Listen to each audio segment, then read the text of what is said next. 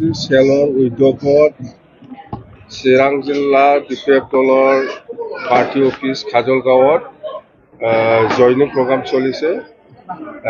Total 912 জন মানে কোচ ৰাজবংশী চেলৰ প্ৰায় 600 ছামথিং কোচ ৰাজবংশীসকলে জইনিং কৰিছে। আগত বিজেপি বা ইউপিপিএল কৰিছিল আৰু বাকী কংগ্ৰেছৰো সোমাইছে, বাকী বিজেপিৰো সোমাইছে।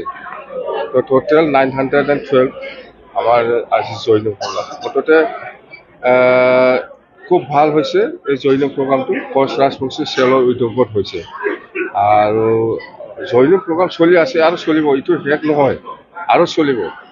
বহুত কোচ ৰাজবংশীসকলে পৰিৱৰ্তনৰ নামত বিশ্বাস কৰি পেলাই ইউপিপিএল বা বিজেপি কৰিছিল, কিন্তু এতিয়া আৰু আকৌ মানে এই চৰকাৰ যে একো কাম কৰিব পৰা নাই, তাৰ কাৰণে এতিয়া বিপিএফ দলত ঘূৰি আহিছে। সেইখিনি কথা। অসম জাতীয় পৰিষদৰ পৰা যোৱা 2021 এছেম্বলি ইলেকশ্যনত বিজনী সমষ্টিৰ পৰা কেণ্ডিডেট আছিল আমাৰ ৰূপম দাস ডাঙৰীয়াই। সেই মানে অসম জাতীয় পৰিষদটো এৰি পেলাই আজি আমাৰ বিপিএফ দলত যোগদান কৰিছে। খুব ভাল লাগিছে মই, আৰু কংগ্ৰেছৰো জইন কৰিছে, ইউপিপিএলৰো জইন কৰিছে। আমাৰ আগন্তুক যিটো এপ্ৰিল মাহত বিহুৰ আগে পিছে যিটো নিৰ্বাচন হ'ব লোকসভাৰ, ইয়াত আমাৰ প্ৰিপাৰেশ্যন খুব ভালকৈ চলি আছে। আমাৰ প্ৰত্যেকটা চেলে মানে খুব কষ্ট কৰি আছে। গোৰ্খা হওক, ৰাজবংশী হওক, আদিবাসী, বেংগলী চবে নিজৰ নিজৰ জাতিৰ ভিতৰত সোমাই পেলাই বিপিএফক কিয় ভোট দিব লাগে সেইবিলাক কথা বুজাই আছে। তো মুঠতে দল হিচাপে এতিয়া আমি কোকৰাঝাৰ লোকসভাত আমি 1 নম্বৰ পজিশ্যনত আছে। মুঠতে প্ৰত্যেকটা জাতি জনগোষ্ঠীয়ে আজিৰ দিনত মানে বিপিএফক ছাপৰ্ট দিবৰ কাৰণে ওলাই আহিছোঁ। সেইটো আমাৰ কাৰণে খুব ভাগ্যৱান বুলি আমি ক'ব লাগিব। আৰু ইউপিপিএল আৰু ইউপিপিএল আৰু নাথাকিব। আজিৰ দিনত মই যিটো দেখিছে, ইউপিপিএল আৰু বিজেপিৰ যিমান কৰ্মকৰ্তা আছে বা ভোটাৰ আছে চবেই আমাৰ দলত সোমাই আছে। আৰু দৰং ওদালগুৰিতো আমাৰ পজিশ্যন খুব ভাল, 1 নম্বৰ পজিশ্যনত আছে। দৰং ওদালগুৰিত আমাৰ বিপিএফ, কংগ্ৰেছ আৰু বিজেপি তিনিকোণীয়া ফাইট হ'ব। আজিৰ দিনত আমাৰ দলৰ পজিশ্যন 1 নম্বৰত আছে। পাৰ্টিটো আমাৰ মাৰ্চ মাহত 2nd উইকত আমি ঘোষণা কৰিম।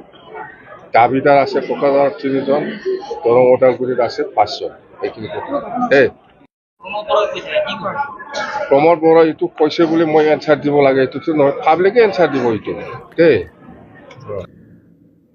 बेबादिनो अखम जातीय परिषदनिफ्राय बिपिएफ हान्जायाव हाबनायनि उनाव रूपम कुमार दासआ खौरांगिरिनि सिगाङाव जोंनि ओनसोलारि हान्जाफोरा गावस्रानानै थाबाय थायोब्ला माहारियारि राजखान्थि हान्जाफोरा जोंखौ फोजोबस्रांगोन।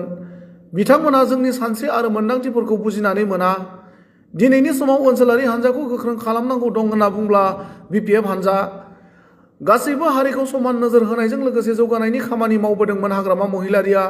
बेखायनो हाग्रामा महिलारिनि दैदेननाय बिपिएफ हान्जायाव गोबां सुबुङा हाबदों होनना ओरैबायदि बुङो। प्रथम कथा मैं आगते छात्र सन्थात आसिलो चिरां जिला आसुर मैं प्राक्तन सभापति और विगत जी 2021 सनर निर्वाचन तक मैं अखम जातीय परिषदर পৰা एमएलएर कारण प्रार्थित्व आगबঢ়াইছিলো। किन्तु जोवाबार आमी जितु निर्वाचনৰ পৰা অভিজ্ঞতা পালো बिजनी समष्टित যে আমি যদি ক্ষুদ্ৰ ক্ষুদ্ৰ যিবিলাক আঞ্চলিক দল আছে সেই আঞ্চলিক দলবিলাকে যদি ভাগ বিতৰণ হৈ থাকো তেতিয়াহ'লে আমাক ৰাষ্ট্ৰীয় সাম্প্ৰদায়িক শক্তিবিলাকে আমাক বিনাশ কৰি পেলাব। আৰু এই ৰাষ্ট্ৰীয় শক্তিবিলাকে আমাৰ যে আবেগ অনুভূতি তেওঁলোকে কেতিয়াও বুজি নাপায়। গতিকে বিজনী সমষ্টিত যদি আমি আঞ্চলিক শক্তিত যদি উত্থান কৰিব লাগে তেতিয়াহ'লে একমাত্ৰ দল আছে, সেইটো হৈছে বিপিএফ, যিয়ে প্ৰতিটো জাতি জনগোষ্ঠীৰ সম বিকাশ আৰু সম উন্নয়ন কৰি আহিছে। সেয়া হৈছে হাগ্ৰামা মহিলাৰী, আৰু হাগ্ৰামা মহিলাৰীৰ নেতৃত্বত এইটো সম্ভৱ হ'ব। আৰু সেইটো দলৰ নীতি আৰু আদৰ্শৰ প্ৰতি মই আকৃষ্ট হৈ মোৰ লগত শতাধিক লোক আজি চিৰাঙৰ যি কাজলগাঁও স্থিত যি বিপিএফ অফিচ আছে তাত আমি যোগদান কৰাৰ কাৰণে আহিছোঁ।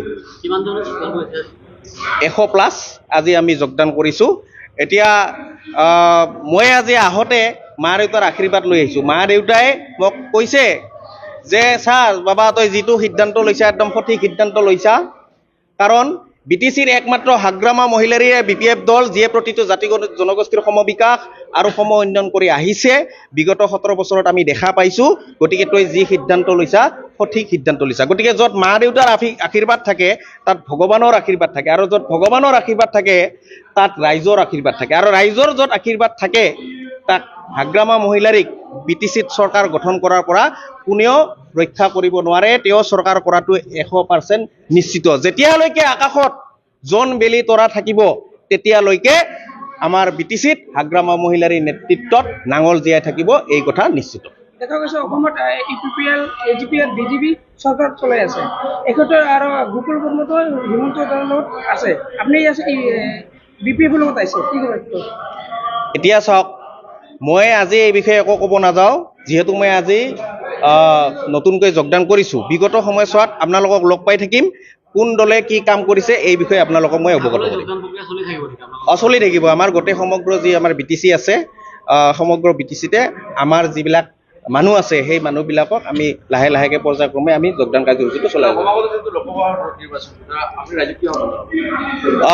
লুৰিণজ্যোতি গগৈ কথা আছিল লুৰিণজ্যোতি গগৈ আমি জানিব পাৰিছোঁ যে তেওঁ ডিব্ৰুগড় লোকসভা সমষ্টিৰ পৰা প্ৰাৰ্থিত্ব আগবঢ়াব লুৰিণজ্যোতি গগৈৰ প্ৰতি আমাৰ সদায় আমি শুভকামনা আছে যিহেতু আঞ্চলিক দল BTCটো বেলেগ আৰু অসম ভিত্তিক ৰাজনীতিটো বেলেগ তেওঁলোকৰ আমি সদায় উত্তৰণ কামনা কৰোঁ অসম জাতীয় পৰিষদৰ ভৱিষ্যত আছে আমি সদায় উন্নতি কামনা কৰোঁ